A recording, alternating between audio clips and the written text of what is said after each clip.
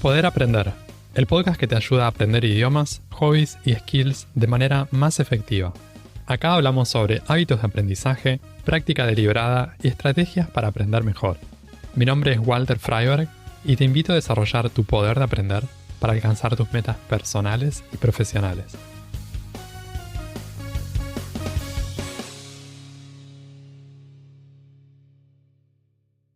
Hace unas semanas le contaba a uno de mis hermanos cómo me gusta aprender cosas. En general, aprendo por contraste.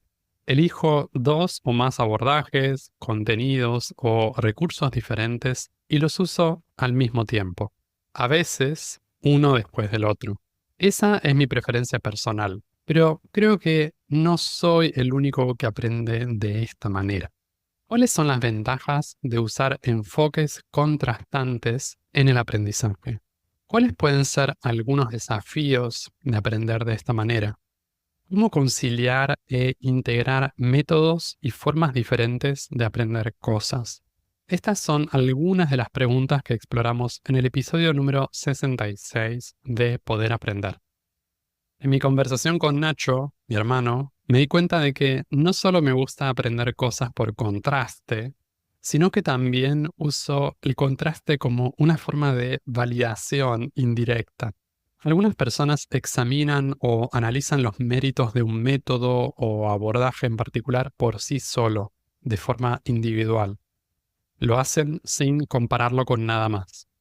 Yo, por lo general, hago otra cosa. Prefiero comparar y ahí es donde puedo comprobar lo particular de cada método o forma.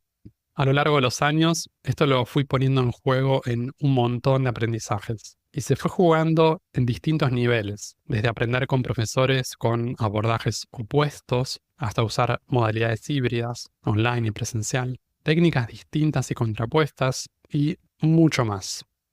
Se dice que los opuestos se atraen, existe esta atracción de los opuestos. Yo siento también una atracción por aprender con cosas opuestas. Y en este episodio les voy a ir contando algunas de estas maneras y cómo luce o cómo se fue viendo eso para mí a lo largo de mi vida.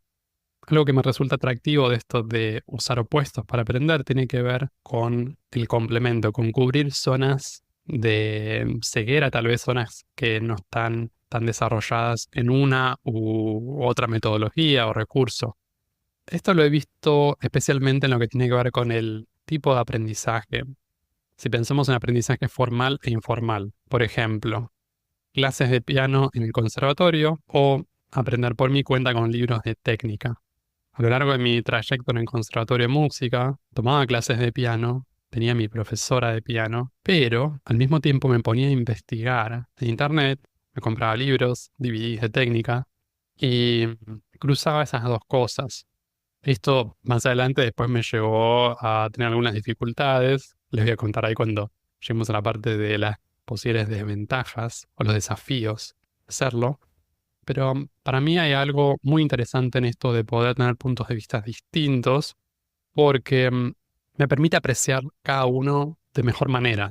Tal vez esto del aprendizaje por contraste lo puedo ubicar en el momento en que empecé a tomar más responsabilidad por mi aprendizaje. Durante mucho tiempo a lo largo de mi vida estuve más conectado con el aprendizaje formal, lo que conocía por la escuela, cursos, etc.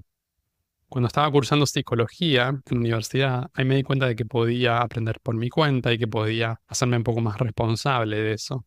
Y lo empecé a aplicar en la carrera de psicología, pero después especialmente en mi trayecto de aprendizaje de música en el conservatorio. Les decía, esto lo aplicaba a la técnica de piano en el conservatorio, pero también a lo que tiene que ver con audio perceptiva. Resulta que en el conservatorio teníamos clases de audio perceptiva 2 veces por semana, pero a mí eso me parecía que no era tan suficiente como para avanzar y progresar. Y quizás los profesores nos decían, practiquen en su casa. En general no practicábamos y a mí se me ocurrió que buscar un complemento a eso podía ser interesante. Entonces encontré un curso en inglés de ear training, que sería audio perceptiva, y lo fui combinando con lo que vi en el conservatorio. Yo siento que eso me ayudó un montón a mejorar mis habilidades de audio perceptiva, poder reconocer lo que escuchaba. Y es algo que formó parte de las habilidades que tengo en este momento. Yo no sé cómo sería ahora mi capacidad para reconocer cosas en cuanto a lo musical si no hubiera hecho eso y hacer ese entrenamiento que iba por una línea totalmente distinta de la que teníamos en el conservatorio. Era un curso en audio, nada más, no tenía nada de video y era mucho más moderno, más informal. En el conservatorio veíamos un método más tradicional. En una época de mi vida también se me dio por buscar información sobre nutrición vegana y vegetariana. Y en un momento cuando estaba investigando esto, en vez de ponerme a ver si era realmente una forma sana de alimentarse, lo comparé con lo contrario, con dietas paleo. Si bien era algo que a mí no me interesaba y no me veía comiendo una dieta alta en carnes y productos animales, me puse a ver cuáles eran como los méritos de salud de cada una y vi que había formas de justificar o de llevar adelante un estilo de vida más o menos sano o bastante sano, casi con cualquier dieta. Entonces pensaba, ok, si estas dos pueden ser viables, ¿cuál voy a elegir? Y al final eso me ayudó a poder ver que tal vez si las dos pueden ser sanas o no hay como grandes inconvenientes, quizás yo prefería la vegana porque me parecía más amable con los animales. O sea, sí, podía yo cubrir mis necesidades de forma sana sin tener que consumir productos animales versus poder hacerlo de manera sana consumiendo productos animales, me parecía preferible hacerlo con una vegana. Entonces, eso fue algo que me ayudó en ese momento como poder elegir, contrastarlo, ¿no? Poner esto contra el otro y ver ahí qué me servía. Lo mismo también lo he hecho, por ejemplo, en mi trayecto en coaching de idiomas. Yo empecé de manera informal, con experiencia propia, de manera más autodidacta. En un cierto momento me anoto en una formación del ICF, Neuro Language Coaching, y eso fue un approach y un abordaje más formal y más estructurado. Me permitió también ver otra manera de hacer las cosas que como venía haciéndolo yo, de manera autodidacta o de forma no tradicional. Y eso me sirvió también como para complementar cada cosa y para cruzarlo y tener más herramientas. Eso me pareció muy interesante. Por otra parte, me gustaría hablar del lugar del contraste en la comprensión. Hay una frase que me gusta que dice un maestro de meditación de Estados Unidos, Tanisaru Bhikkhu, que dice, "To what extent is the opposite true? To what extent is the opposite true?" ¿Hasta qué punto lo contrario es verdadero? ¿Hasta qué punto lo contrario a esto podría ser verdadero? Él lo recomienda como una forma para poder validar a veces o para poder testear si una experiencia que tenemos es genuina o puede ser útil, nos puede ayudar en el caso de la enseñanza budista, una felicidad duradera de largo plazo. Yo lo aplico a otras cosas también, que a veces no son de tan largo alcance, pero me gusta pensarlo también esto de hasta qué punto una forma opuesta de aprender esto también podría funcionar o también podría ser útil. Entonces, ahí, de ese contraste y de esa comparación, muchas veces surgen comprensiones o entendimientos un poco más grandes, porque nos permite también poner en perspectiva diferentes recursos, diferentes maneras de aprender, y también lo podemos aplicar a profesores específicos, en particular a formadores o coaches, porque las personas también tenemos maneras de hacer las cosas muy diferentes. Creo que hay un lugar para el contraste en la facilitación de la comprensión, en aumentar la comprensión desde el cómo aprender. Antes decía esto del formal e informal. Cuando estamos muy acostumbrados al aprendizaje formal y solamente aprendemos en contextos de un curso, una formación, y no tenemos mucho contacto con aprender de manera autodirigida, de manera autodidacta, creo que puede limitar a veces un poco lo que podemos hacer con eso. El hecho de poder tomar responsabilidad plena y darnos ese permiso para aprender algo, para practicar, incluso en un contexto informal, cuando no hay nadie que nos está dando un programa o no hay una clase prevista o no hay un examen, creo que eso también nos puede dar una energía que ayuda en el esquema más grande de cosas, que aumenta la comprensión. Creo que hay un ida y vuelta entre esto de lo formal y lo informal. No creo que haya uno mejor que el otro. No es que me parezca que el aprendizaje formal es peor que el informal o que el informal sea mejor que el formal. Yo creo que cada uno tiene su valor y a veces es cuestión de sacar lo mejor de cada uno de sus aprendizajes. En los recursos también. Porque para aprender cosas a veces necesitamos una variedad de recursos y esto es algo de lo que suelo hablar, el hecho de tener opciones.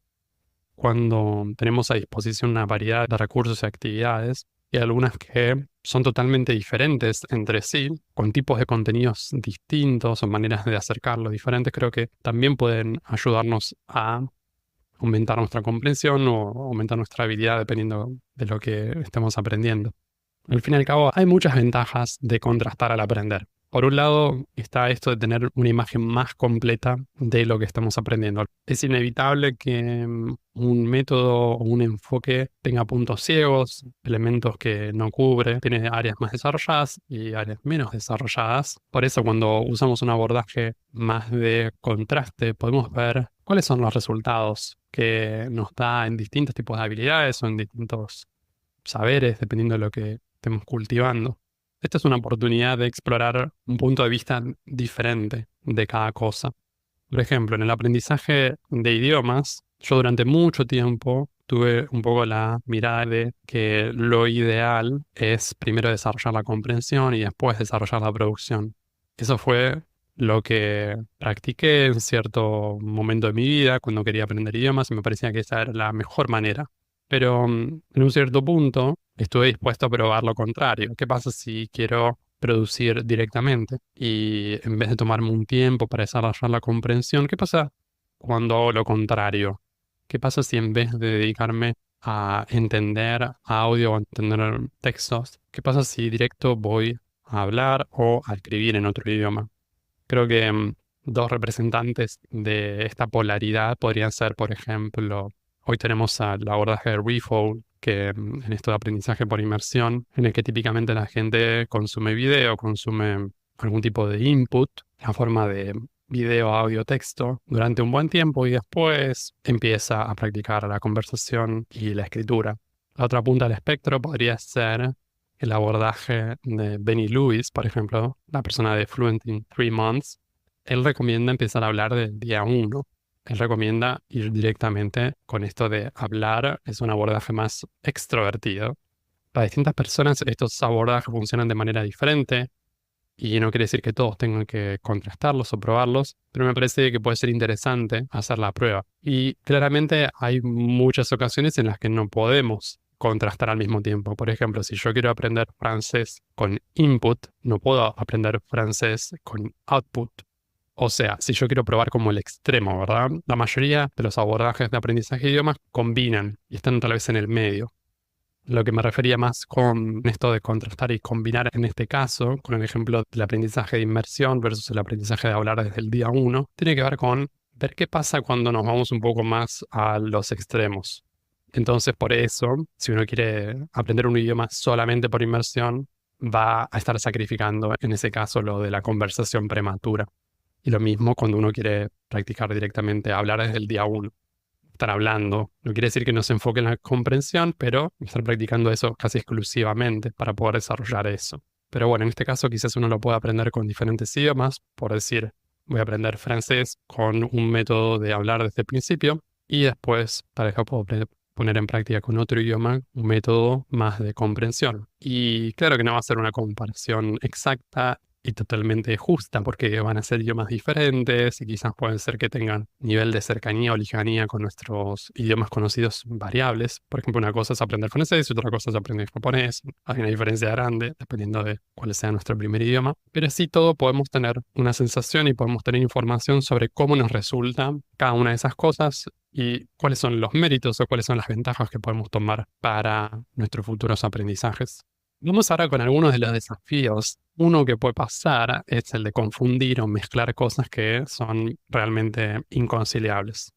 Les decía que en la época en que estudiaba piano en el conservatorio, yo tenía mi profesora de piano en el conservatorio y al mismo tiempo yo estaba investigando otros abordajes técnicos.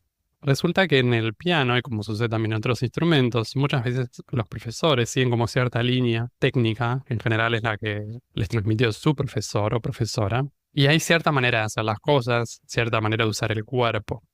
La cuestión es que en este caso, por ejemplo, Recuerdo que en un momento mi profesora me decía que yo estaba haciendo cosas distintas de las que ella me estaba proponiendo y que ella me estaba enseñando. Y era así, porque yo estaba investigando y probando cosas diferentes al mismo tiempo. Y eso a mi profesora no le gustaba para nada, porque se supone que en ese momento yo confío en ella y que voy a hacer lo que ella me propone y que ella me recomienda y me está enseñando y que me voy a tener a esa técnica que ella me enseña.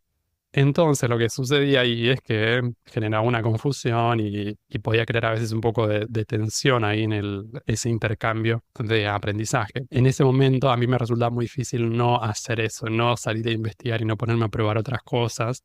No porque me pareciera que mi profesora era mala, de hecho era la profesora con la que yo más quería aprender en ese momento en Argentina y que me parecía genial. Es simplemente el hecho de que a mí me gustaba esto de, incluso a nivel del formato, porque tenía la profesora presencial, hacíamos las clases en vivo, y también me gustaba esto de poder ver el video y poder aprovechar eso que encontraba ahí en el DVD de piano o en el libro, tener esta variedad de formatos. Es como que sentía esto de multimedia, ¿no? Que era por todos los distintos sentidos y eso me permitía como aumentar la información. Eso podría ser una desventaja entonces cuando estamos tratando de contrastar o combinar cosas al mismo tiempo. Aparecen dificultades porque entran en conflicto directamente, porque tal vez usar el método A implica no poder hacer el método B de forma pura. Entonces van a terminar comprometidos los dos. Va a ser ni una cosa ni la otra y va a estar cada uno más o menos. Eso puede llegar a ser un inconveniente. Hay que ver cómo se lo maneja. Después, otro desafío que puede aparecer con esto de los contrastes es que puedes llevar más tiempo porque si yo quiero probar un abordaje o un tipo de recurso durante un periodo de tiempo y después, de forma secuencial, probar otro, tal vez puede ser que lleve un poco más de tiempo. Depende de lo que sea que esté aprendiendo, pero está este factor también. Porque quizás uno podría decir, bueno, si tengo 2 años para aprender esto y me dedico a un solo método, voy a usarlo durante los 2 años, quizás puedo llegar a algún lugar o puedo hacer cierta cosa y sería diferente si, ok, voy a hacer un año esto y el segundo año voy a cambiar y voy a hacer esto otro. Porque a mí me gusta contrastar y me gusta comparar, pero bueno, quizás de repente no sabemos cómo podría haber sido el progreso si me hubiera quedado solamente con uno de los métodos, como que avance y después tal vez quizá pueda haber un poquito de pérdida de velocidad en eso. Esa es otra cosa que quizás puede ser útil tener en cuenta. Por último, me gustaría comentar un poco sobre la integración de lo contrastado. La forma en que yo veo esto del contraste en el aprendizaje, mi objetivo último tiene que ver un poco con esto, con tomar elementos de cosas diferentes y poder conciliarlos. En muchas ocasiones esto puede ser realmente desafiante o hasta inviable porque entran en conflicto directo, como les comentaba recién, pero muchas veces no. Al poder tener una experiencia de cómo funciona para nosotros distintos elementos o distintas formas de hacer las cosas que son contrastantes, tenemos más información o más posibilidades, más opciones para combinarlas.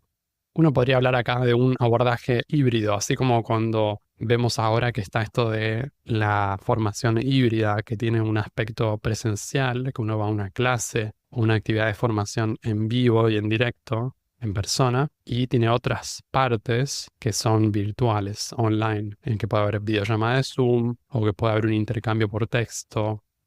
Esta dualidad entonces la podemos ver en lo de formal o informal.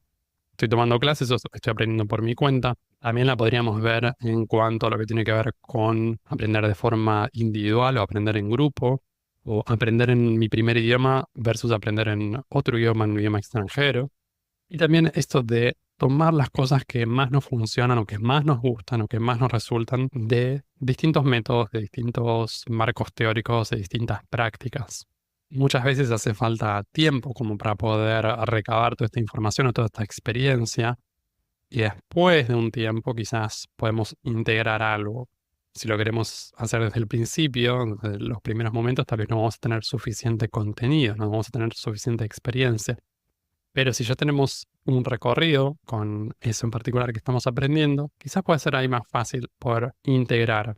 Tenemos un repertorio más grande de cosas y podemos decir, ok, esta pieza de esto me parece que me puede servir acá en particular, esta otra que me puede servir acá. Yo esto muchas veces lo pienso en el marco de la práctica de meditación. Yo empecé la práctica de meditación con cursos, retiros de meditación y después Tuve instancias de aprender por mi cuenta con libros, de escuchar charlas, de hacer retiros en mi casa, autorretiros, de hacer retiros en otros lugares, pero por mi cuenta, o sea, tal vez alquilaba un lugar y me iba ahí a practicar. En mi ciudad, más en la naturaleza, en otros países, con todo eso, e incluso después agregando también idiomas diferentes, porque también he leído sobre meditación en distintos idiomas o he escuchado charlas de meditación en otros idiomas, practicado con profesores y tuve intercambios en distintos idiomas.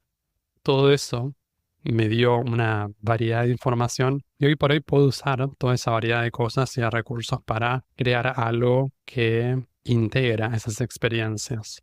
Si bien hay un montón de contraste y hay cosas que fui haciendo a lo largo de los años que están opuestas en términos de la técnica o el abordaje o la manera de hacer las cosas o el tipo de lecturas que se siguen o el tipo de enseñanza en particular dentro de una misma línea de budismo, así todo hay diferencias.